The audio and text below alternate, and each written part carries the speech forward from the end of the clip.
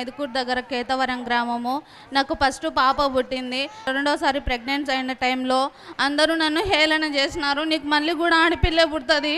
నేను అయ్యగారి దగ్గరకు వచ్చి, అయ్యగారు నాకు కుమారుడు కావాలి అయ్యగారు అని అడిగినప్పుడు నాకు ప్రార్థన చేసి, నువ్వు కుమారుని ఎత్తుకొని వచ్చావు, సాక్ష్యం చెప్పుకుంటామని అన్నారు. 5 నెలల్లో అవయవాల స్కానింగ్ తీసినప్పుడు నాకు లోపల బేబీ ఆడపిల్ల మాత్రం కనిపించింది. మా అమ్మకు వచ్చి ఇంటి దగ్గర ఫోన్ చేసి చెప్పాను, అమ్మ నాకు మళ్ళీ పుట్టేది ఆడపిల్లని నేను చూసిన అమ్మ అంటే, లేదు మా అయ్యగారు మనకు వాగ్దానం చేసినాడు, ఖచ్చితంగా కుమారుడు పుడతాడని చెప్పినాడంటే.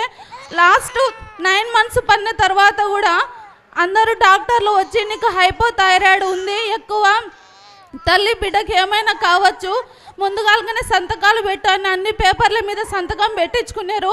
మా అమ్మ వచ్చి నాకు ప్రార్థనా తైలం కడుపు మీద పూసి లోపలికి పంపించిన వెంటనే డాక్టర్లు ఆపరేషన్ చేసి బిడ్డను బయటికి తీసినారు.